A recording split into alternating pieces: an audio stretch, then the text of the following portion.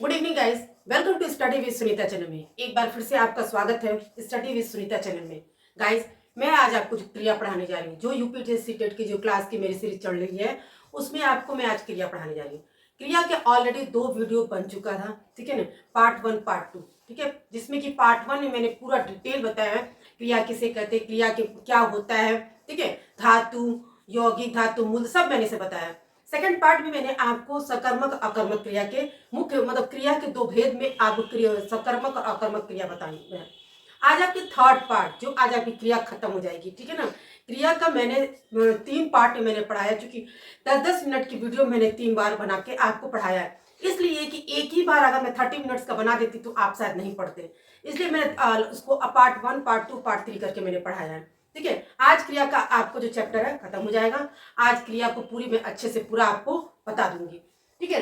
तो क्रिया के जो मैंने आपको प्रीवियस वीडियो में बताया था, क्रिया के 2 भेद, सकर्मक अकर्मक, ठीक है। उसके अलावा क्रिया के और भी भेद होते हैं, क्रिया के विविध भेद, इसके अलावा जो छोटा छोटा और भी भेद होते हैं वो आज हम पढ़ेंगे, ठीक है ना। तो क्रिया के विविध भेद में और कौन कौन से भेद होते हैं हमको जो पढ़ना है वो आज देखिए। एक बार फिर से आपका स्वागत है मेरे channel study with Sunita channel. Guys, आप मेरे वीडियो में कुछ भी अच्छा लगे तो प्लीज मेरे चैनल को सब्सक्राइब कीजिए, लाइक कीजिए, शेयर कीजिए, ठीक है। चलिए स्टार्ट करते हैं। सबसे पहले हम पढ़ते हैं कि विविध भेद मैंने क्यों लिखा है, क्योंकि मैंने मुख्य 2 भेद पढ़ा चुकी हूँ, सकर्मक अकर्मक।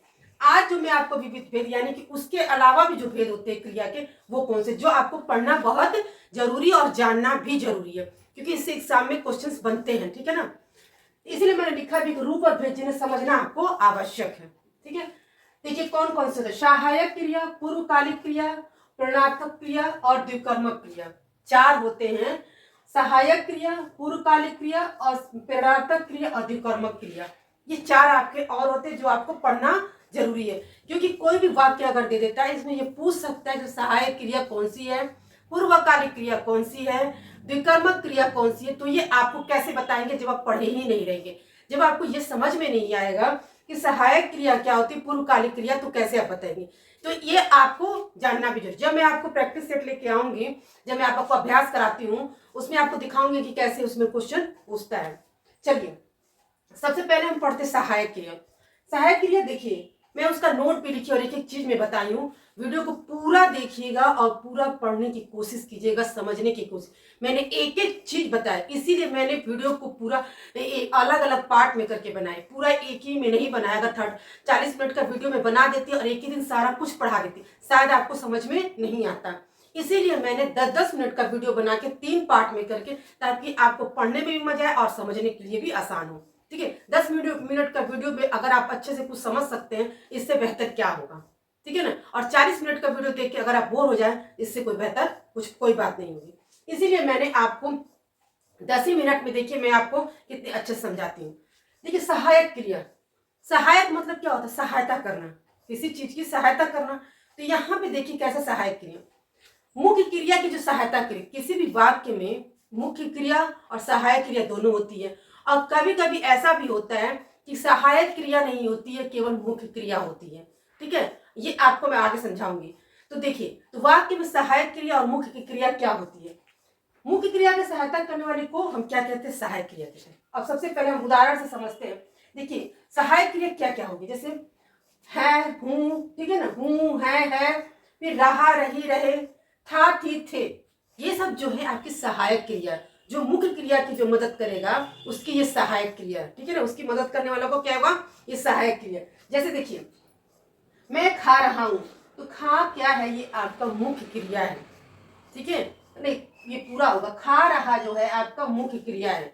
तो इसकी सहायता क्या कर रहा हूं, मैं बोल रही हूं मैं खा रहा हूं, ठीक है ना, मैं खा रही हूं, ठीक है ना। अगर ये भी मैं बोल सकती थी मैं खा रही हूं, तो ठीक है।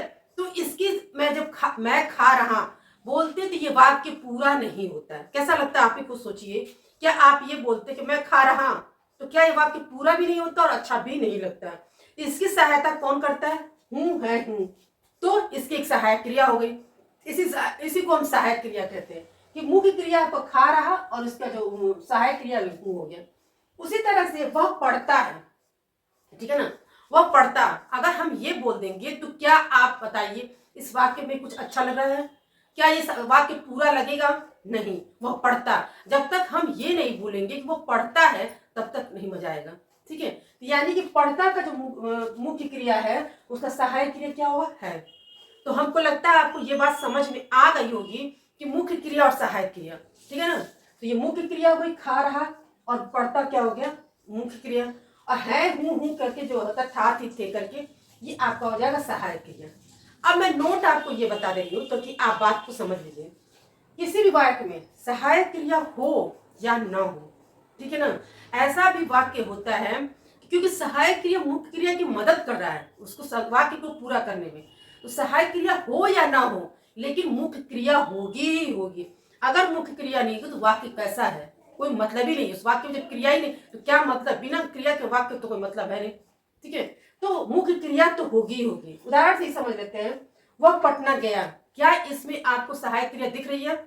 पटना गया वो कोई सहायक क्रिया नहीं, क्योंकि सहायक क्रिया की यही होती है हूं है, रहा रही रहे, ठीक है ना, था थी थे। तो क्या इसमें सहायक क्रिया है? वह पटना गया। वह पटना गया में सहायक क्रिया न होते हुए भी ये वाक्य पूरा है। वह पटना गया कह दिए, आगे वाले को ये बात समझ में आ गई, वो पटना गया। तो केवल गया है, गया जो है वाक्य क्रिया जो है ये मुख्य क्रिया है इसमें। ठीक है, तो बिना सहायक क्रिया की मुख्य क्रिया का भी वाक्य होता है। सहायक क्रिया हो या ना हो, लेकिन मुख्य क्रिया वाक्य में होना जरूरी है, अब वो होता ही है। ठीक है, जैसे देखिए उसने शुभम से कहा, तो ठीक है, इससे भी वाक्य पूरा हो गया बिना सहायक क्रिया के कहा। ठीक है, आपको बात समझ में आ रही होगी। आगे बढ़ते हैं।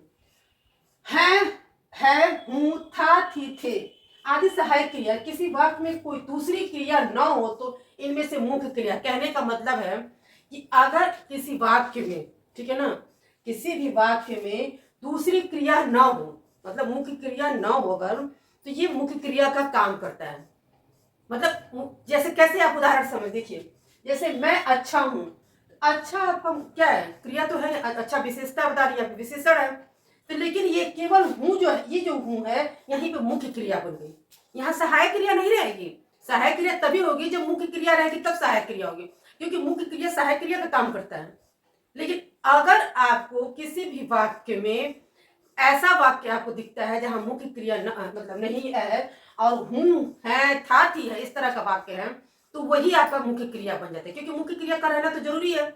देखिए ये जो हूं है यहाँ पे, यहाँ सहायक क्रिया का ना काम करके मुख्य क्रिया काम करता है, क्योंकि अच्छा जो है यहाँ पे क्या विशेषण है ना, मैं अच्छा हूं। ठीक है, तो ये आपका हूं जो है मुख्य क्रिया बन गई। आपको आगे बात समझ में आ गई होगी। एक बार मैं फिर से बता देती हूँ। किसी भी वाक्य में, ठीक है ना, अगर मुख्य क्रिया नहीं है, जैसे मान लीजिए खाना पीना, ये तो आप जानते हैं इस तरह की जो क्रिया होती है वो मुख्य क्रिया। खाना पीना सोना बैठना इस तरह की जो क्रिया होगी वो आपकी मुख्य क्रिया होगी। अगर ये वाक्य नहीं है, जैसे इस तरह की वाक्य है, अच्छा है, गंदा है, इस तरह का जो वाक्य है जो विशेषण भी बता, लेकिन उसमें अगर सहायक क्रिया है, वो सहायक क्रिया आपका मुख्य क्रिया का काम करता है। ठीक है ना, यहाँ पे यही ये जो है मुंह है वो आपकी मुख्य क्रिया बन जाती है। इसीलिए मैंने स्टेप बाय स्टेप आपको नोट करके लिखा कि बातें आपको हमेशा याद रखेगी। एग्जाम की दृष्टि से आप पढ़ रहे हैं और आज एक बार आपने इसको पढ़ लिया तो कभी जिंदगी में भूलेंगे नहीं, ये मेरी पूरी गारंटी है।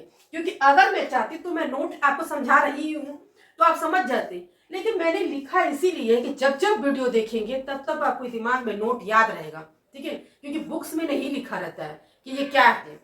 ठीक है, तो ये आपको उसमें आपको टिप्स समझ लीजिए, इसको ट्रिक्स के साथ मैं बता रही हूँ ताकि आपको हमेशा याद रहेगा कि मुख्य क्रिया क्या होती है, सहायक क्रिया क्या होती है, सहायक क्रिया कैसे बनती, क्या आपको जैसे अब मैंने बताया है हूं था थी थे। ठीक है, ये आप अच्छी तरह जान के सहायक क्रिया है।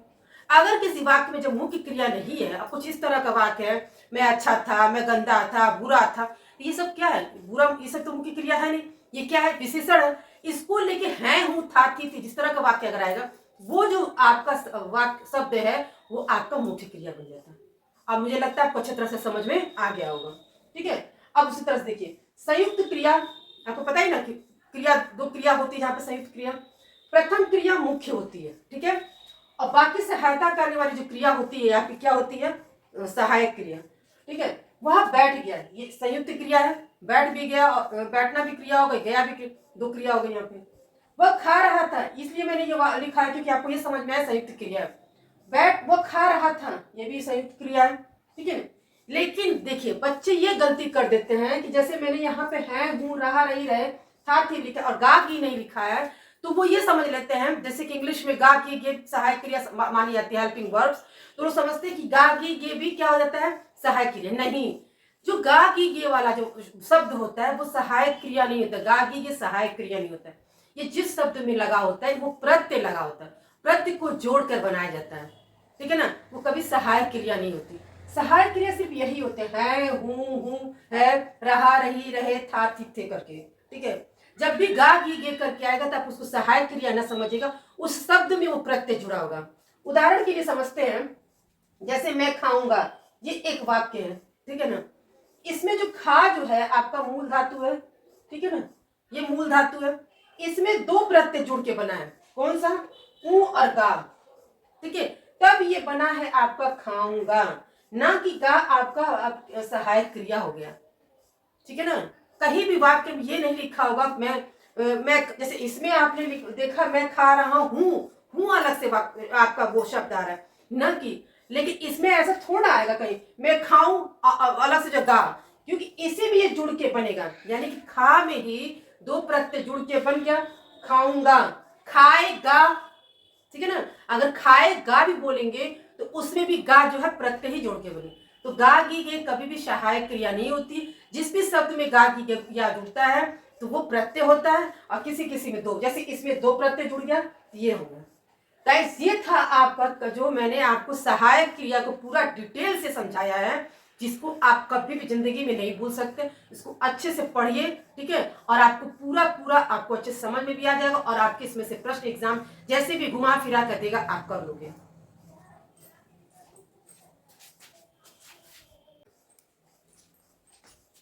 चलिए गाइस, अभी तक हम लोगों ने सहायक क्रिया पढ़ा, और सहायक क्रिया को बहुत डिटेल से पढ़ा है। इसमें मैंने एक एक चीज आपको बताया कि सहायक क्रिया क्या होगी, कैसी होगी, कहाँ पे सहायक क्रिया काम होती है, ठीक है ना। मैंने बहुत अच्छे से आपको सहायक क्रिया को समझा दिया है, जो आप कभी भूल नहीं सकते हैं आप सहायक क्रिया को। अब आगे पढ़ते हैं तीन और आपको, पूर्वकालिक क्रिया, प्रेरणात्मक क्रिया और द्विकार्मक क्रिया, ठीक है। तीन जिसके मैंने बताया आपको था कि क्रिया के और विविध भेद में आपको, मतलब क्रिया के दो भेद के अलावा सकर्मक और अकर्मक के अलावा और भी जो भेद होते हैं चार, जिसमें सहायक क्रिया, पूर्वकालिक, प्रेरणार्थक और द्विकर्मक। सहायक क्रिया आपने पढ़ लिया, अब आपको पढ़ना है पूर्वकालिक क्रिया। पूर्वकालिक क्रिया का मतलब क्या हुआ, पूर्व का मतलब ही होता है पहले, यानी कि क्रिया से पहले। अब कौन सा क्रिया से पहले से ये बात समझना है, पूर्व का मतलब ही पहले हो। तो देखिए जब करता है एक क्रिया को समाप्त करके उसी क्षण दूसरी क्रिया करता है, उसी को हम पूर्वकालिक क्रिया करते, मतलब क्रिया जो है उस क्रिया के जो काम करने वाला जो करता है, एक क्रिया समाप्त करके उसी क्षण तुरंत दूसरी क्रिया करता है, तो वही क्या हो जाता है, पूर्वकालिक क्रिया। और पूर्वकालिक क्रिया का शब्द अब देखिए ऐसे बनता है, खाकर, पीकर, पढ़कर, लिखकर, जैसे, क्योंकि पढ़ बोल के और तुरंत हम बोल रहे हैं पढ़ कर भी काम क्रिया होगी आपकी, यानी कि पढ़कर तुरंत पढ़कर, ठीक है। तो मानिए हम ऐसे बोलेंगे मैंने खा कर सोने गया, तो मतलब खा कर, क्योंकि खा के और बोलते तो आपकी मूल धातु हो जाती तो कर। तो यानी कि जब भी आप देखेंगे जो पूर्वकालिक क्रिया वाला जो शब्द होगा, खा कर, पी कर, पढ़कर, इस तरह का शब्द होगा, क्योंकि इसमें एक क्रिया तुरंत समाप्त, दूसरी क्रिया हुई है। तो इस तरह की बात जब होगा, देखिए मैं पढ़कर लिखने लगा, लिखने का काम भी तो क्रिया हुआ, ठीक है ना। तो लिखना जो है आपका ये क्या हो गया, दूसरी क्रिया हुई। लेकिन जो पढ़कर जो है इसमें क्या काम हुआ, आपका पूर्वकालिक क्रिया हो गया, मतलब दो क्रिया, यानी एक काम करके दूसरी काम तुरंत करना, वहां पे क्या हो जाएगा आपका, ये आपका पूर्वकालिक क्रिया, यानी कि एक क्रिया समाप्त होने के बाद तुरंत दूसरी क्रिया करना, ये आपका पूर्वकालिक क्रिया होता है। पढ़कर लिखने लगा, तो भाई पढ़कर क्या हो जाएगा आपका, पूर्वकालिक क्रिया हो जाएगा, ठीक है ना। खाकर, खाकर क्या हो जाएगा, पूर्वकालिक क्रिया हो जाएगा। ये सोना भी क्रिया है, और खाकर तुरंत सोने वाला जो काम कर रहा है वो दूसरी क्रिया कर रहा है, यानी कि एक क्रिया समाप्त किया, दूसरी क्रिया करने पे जो पहली क्रिया जो होती है वही पूर्वकालिक क्रिया होती है। आपको समझ में अच्छे से आ गया होगा। अब तीसरा है आपको प्रेरणार्थक क्रिया, ठीक है। इसमें क्या होता है, जो काम जो होता है, जो कर्ता जो होता है वो किसी और से करवाता है, ठीक है ना।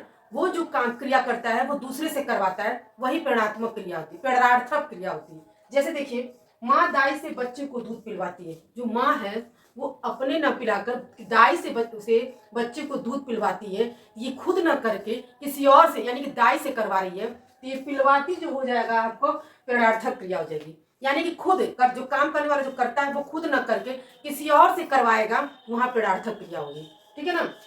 यही बात हमने लिखा भी, जिस क्रिया से यह ज्ञात हो कि कर्ता स्वयं कार्य न करके किसी और से करे। अब यहाँ क्या है, माँ खुद न पिलाकर दूध दाई से पिलवाती है, तो यहाँ जो पिलवाती जो शब्द हुआ वो क्या होगा, पदार्थक क्रिया। ठीक है ना।